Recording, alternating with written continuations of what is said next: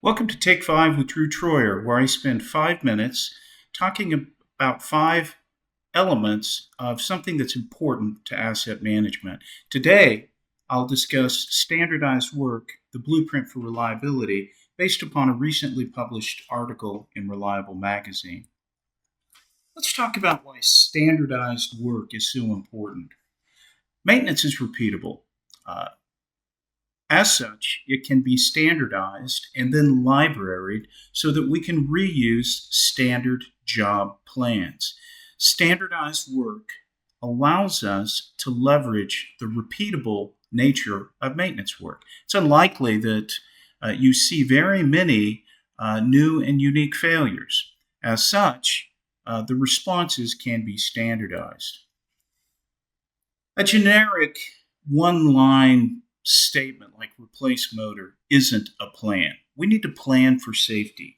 A good plan contains a job scope, it contains a job risk analysis, it contains a task list. I like to incorporate precision details centered around fasteners, lubrication, alignment, and balance. It needs a bill of materials, it needs pre-work required, tools required, skills required, time required, and job quality closeout and over inspection requirements. We need to arm our tradespeople and their supervisors with high quality plans that drive safety and quality. Having details enables us to consistently execute work the right way the first time. And planned work is much safer than unplanned and reactive work. Klaus Blausch estimates that a planned job is 4 to 5 times safer than a reactive job. Standard work also boosts our wrench time and our planner efficiency. When we don't have a good plan in place, our artisans and tradespeople spend time searching for parts, searching for tools, searching for instructions, waiting on permits. A good plan puts all of that up front and allows them to work on the actual tasks required to restore the equipment or to make the adjustment. Also, by standardizing, our planners get much more efficient. One planner can support a much larger number of tradespeople. The golden rule is with really good work management, a planner can support 20 or 25 tradespeople. Without good standardization, you're lucky to reach a ratio of 6 or 8 tradespeople to one planner. No standard, no improvement. If you are planning a job from scratch every time, you're just starting over.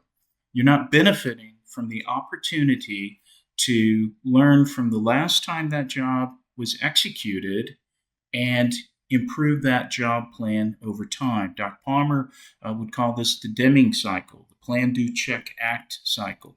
So no standard, no improvement.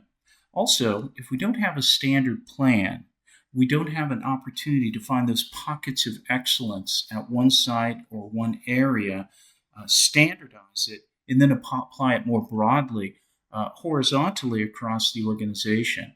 In the Toyota production system, this would be called Yucatan. So we take that pocket of excellence and we leverage that in other areas.